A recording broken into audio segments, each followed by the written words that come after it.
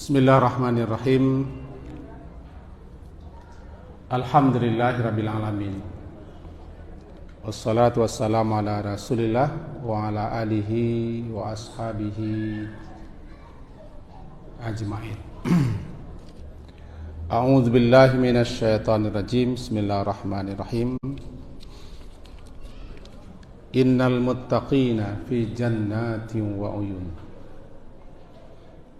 Akhidina ma atahum rabbuhum innahum kanu qabla dhalika muhsinin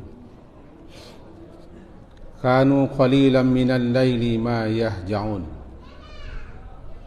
wa bil ashari hum yastaghfirun wa fi amwalihim haqqul lis-sa'ili wal mahrum wa fil ardi ayatul lil muqinin wa fi anfusikum afala tubsirun. Surat Az-Zariyat, surat yang ke-51. Kita baca tadi ayat 5 balik dan seterusnya. Bapa dan ibu yang berhadir, menjapui kaji setelah zuhur tadi. Yang pertama, sepanjang siang puasa Ramadan, bagi orang yang berpuasa, kapan atau bila saja berdoa mustajab. Jika orang yang berdoa itu lain memenuhi syarat-syarat, kaifiat dan adab-adab berdoa, itu jaminannya. Yang kedua, bagi orang yang berpuasa di waktu berbuka, jika dia berdoa di waktu itu, maka doanya pun tidak ditolak. Kesimpulan yang ketiga, bahwa setiap malam dalam suatu riwayat, di setiap berbuka, inda kulli fitrin, setiap waktu berbuka, Allah Ta'ala memiliki orang-orang yang akan dibebaskan, utaqa, orang-orang yang akan dibebaskan, dilepaskan, dimerdekakan, diselamatkan dari neraka. Itu terjadi setiap malam waktu berbuka. Maka alangkah baiknya di waktu berbuka itu bukan kita hanya membaca doa berbuka puasa, tapi berdoa jugalah kepada Allah dengan doa-doa yang lain. Lebih-lebih doa agar kita diselamatkan dari neraka. Karena Allah di waktu berbuka akan membebaskan dan menyelamatkan sekian banyak hamba-hambanya dari neraka. Kira-kira itulah kesimpulan kita di waktu zuhur tadi. Maka kini kita sambung. Dalam hadis riwayat Imam Muslim, ketemu dalam kitab sahihnya nomor 758, berbunyi hadis, innallaha yanzilu kulla lailatin ila sama'id dunya. Sesungguhnya Allah turun setiap malam ke langit dunia. Hina yabqa thuluthul lailil akhir, ketika malam tinggal sepertiga akhir. Fayaqul, sewaktu itu Allah berfirman, hal min taibin fa'atuba. Adakah yang hendak bertobat? Bertobatlah, aku akan terima tobatnya. Hal min mustaghfirin, adakah yang hendak meminta ampun? Faghfir lahu, minta ampunlah, aku akan mengampuni dosanya. Wa hal min sa'ilin,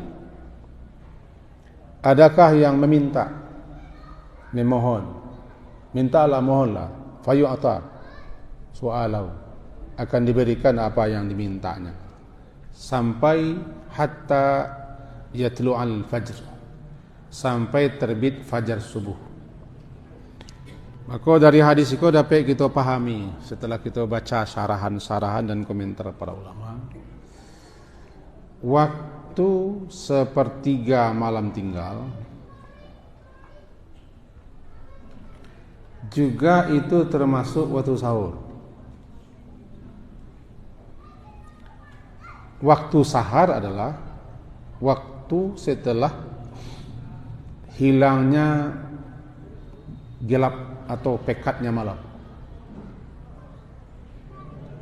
Bernamalah waktu itu sahar. Jamaknya ashar. Di waktu sahar itu kita bersuhur,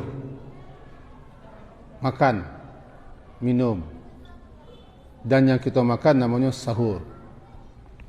Sahur adalah mayukal wa yushrab, apa yang dimakan dan apa yang diminum, namanya sahur. Cuman dewak populer sahur itu makan dan minum. Sahur, sin, ha, waura, sesuatu yang dimakan. Apapun yang kita makan namanya sahur. Apapun yang kita minum namanya sahur. Aktivitas makan dan minum di waktu itu namanya suhur. Dawak non populer sahur. Sahur. Sehingga orang memahami sahur itu makan.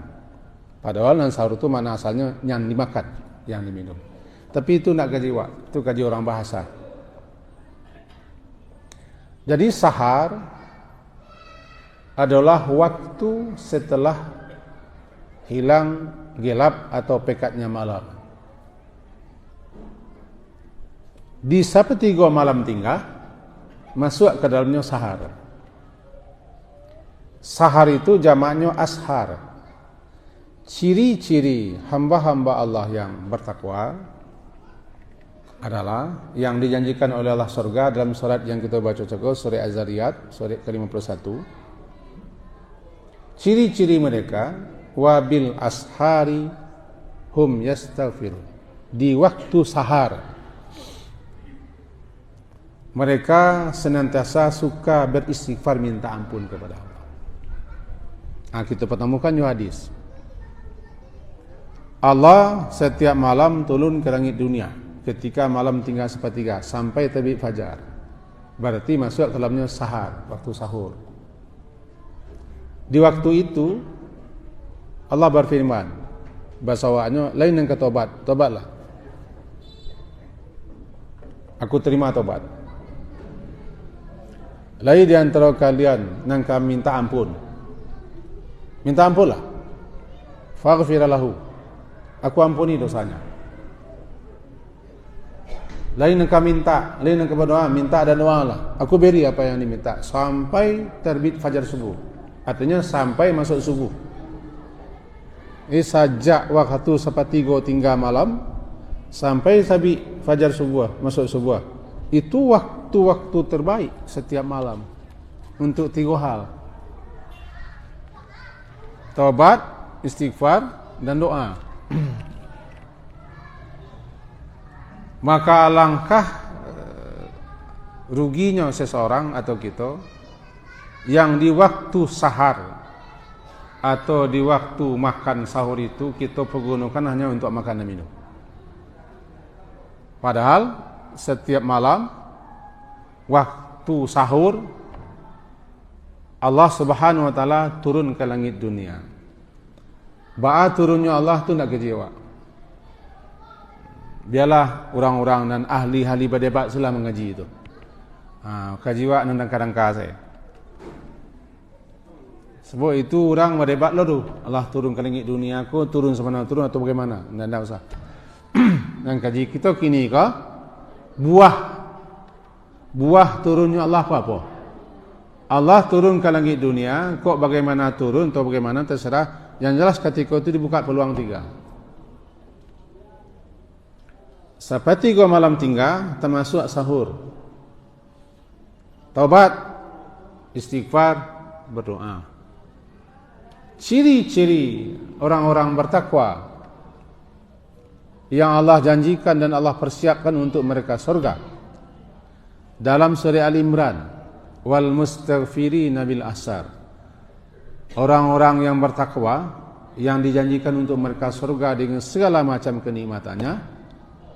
ciri-ciri mereka wal mustaghfirin. Mereka senantiasa meminta ampun di waktu sahar, waktu sahur. Kalau dalam surah Az-Zariyat tadi bunyinya wabil ashari, di waktu sahur mereka meminta ampun. Kaji guru awak, kalau minta ampun kau bawa 3. Pertama meminta ampun untuk diri. Yang kedua minta ampun untuk 2 orang tua. Yang ketiga minta ampun untuk kaum muslimin dan muslimat. Bahkan Nabi Nuh alaihissalam dalam surat Nuh, beliau ada pelapan. Nabi Nuh berdoa untuk ampe hal, minta ampun. Minta ampun untuk diri, untuk 2 orang tua, untuk siapa saja yang datang bertamu ke rumah beliau selagi mukmin, dan untuk orang mukmin laki-laki, mukmin perempuan. Rabbi fili wali walidayya waliman dakhala baitiya mu'mina walil mu'minina wal mu'minat. Itu doa Nabi Nuh. Doa yang biasa kita ucapkan, Rabbi fili wali walidayya warhamhuma kama rabbayani saghira. Doa Nabi Ibrahim, Rabbana ighfirli wali walidayya walil mu'minina yauma yaqumul hisab. Surat Ibrahim, surat sampai balik sampai ayat 41. Wahai Rabb kami, ampunkan dosaku, dosa 2 orang tuaku, dan dosa orang-orang mukmin di hari terjadinya hisab. Nah, berdasarkan itu dan juga komentar para ulama, salah satunya kitab Syarhud Du'a menyebutkan kepada kita, jika kita meminta ampun bau nang kampe-ampe nako minimal 3. Meminta ampun untuk diri, untuk orang tua aja lupa. Lebih-lebih orang tua kita ko lah wafat, lah meninggal, lah mati. Nyo butuh, sangat butuh dengan permintaan ampun dan istighfar kita kepada Allah untuk mereka. Kerana mereka tidak bisa lagi istighfar, mereka tidak bisa minta ampun. Maka bawalah selalu istighfar kita itu membawa orang tua. Yang tercekau, Rabbi fili wali walidayya, ya Allah ampunkan dosaku dan dosa orang tuaku, kedua orang tua. Begitu juga kaum muslimin dan muslimat, setiap kita mintakan ampun kepada Allah untuk orang-orang muslimin, maka kita tercatat untuk kita satu kebaikan, sekaligus dosa kita pun diampuni. Sebab kalau kita memintakan ampun atau berdoa kepada Allah untuk orang lain tanpanya tahu kita doakan, maka malaikat pun minta berdoa kepada Allah, ya Allah berikan hal yang sama untuk orang itu. Contohnya, ambo minta ampun atau berdoa, yang ambo doakan si A tanpa tahu si A. Haji Boy, nak tahu Haji Boy? Li tahu Haji Boy. Ambo doakan Haji Boy diam-diam, tanpa pesan, tanpa kirim, diam-diam namanya ala zahril ghaib. Ambo doakan diam-diam. Ketika ambo berdoa kepada Allah untuk beliau itu, malaikat pun berdoa untuk ambo, ya Allah berikan hal yang sama untuk beliau yang berdoa. Jadi kalau kita minta akan ampun kepada Allah untuk semua mukmin, laki-laki perempuan yang hidup dan yang mati, maka semua itu dapat di kita. Apalagi kita berdoa kepada Allah diam-diam. Sebab salah satu doa mustajab adalah seseorang mendoakan orang lain diam-diam, tanpanya tahu didoakan, tanpa dipesan-pesan. Sebab kalau dipesan terlebih dulu, kata Imam Nawawi, itu tahu je. Doa-doaan boyo, itu tahu ni mana. Tidak, diam-diam saja. Nah, kalau kita minta ampun, berarti ampunkan dosaku, dosa orang tuaku, dosa orang mukmin laki-laki perempuan yang hidup yang mati. Bara dapat kita doa luar biasa. Nah, waktu terbaik untuk minta ampun salah satunya di waktu sahur. Lebih-lebih di bulan Ramadan. Karena waktu sahur itu bukan hanya di bulan Ramadan. Sahur waktu setiap malam. Sahar itu waktu setiap malam. Setelah hilang gelap malam sampai masuk subuh. Itu waktu namanya waktu sahar.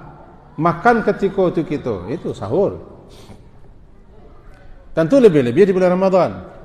Di bulan Ramadan, bulan yang penuh berkah, bulan yang mulia, bulan terkabulnya doa, bulan maghfirah.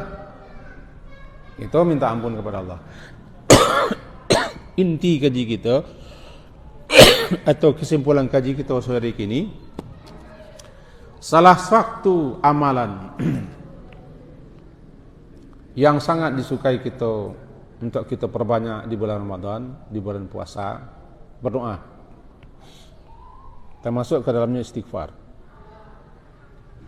Waktu berdoa terbaik sepanjang siang, selagi kita puasa, banyak-banyaklah doa. Kemudian ketika berbuka, tapi bukan doa berbuka. Waktu ketika berbuka, waktu yang paling bagus untuk berdoa bagi orang yang puasa. Yang ketiga, ketika sepertiga malam tinggal.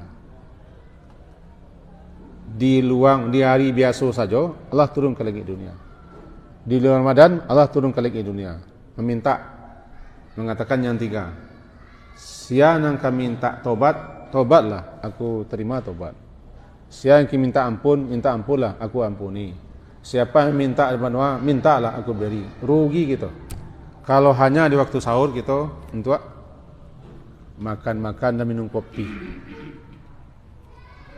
Doalah. Kalau capek ke surau, waktu sahur di Jakarta sampai masuk subuh tu waktu sahur. Sampai masuk subuh, karena subuh cukup masuk habis waktu sahur. Dan sahur berakhir tu subuh. Mulai menahan ketika azan subuh. Imsak itu mulai ketika subuh masuk. Berarti waktu sahur sampai waktu subuh. Kok capek kita kamu saji ke surau.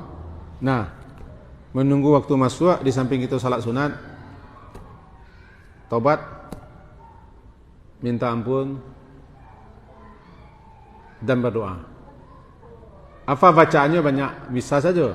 Astaghfirullah wa atubu ilaih. Bisa saja. Itu yang cakap. Rabbi fili wali walidayya walil mu'minina wal mu'minat wal muslimina wal musliman al ahya'i minhum wal amwat. Kira-kira itu kaji kita sore ini. Mudah-mudahan kita termasuk orang yang rajin berdoa, rajin taubat dan rajin istighfar. Karena itu sangat kita butuhkan. Amin. Diakhiri subhanakallahumma wa bihamdika astaghfiruka wa atubu ilaik. Wassallallahu ala Muhammadin wa ala alihi washabihi ajma'in. Alhamdulillah. Assalamualaikum warahmatullahi wabarakatuh.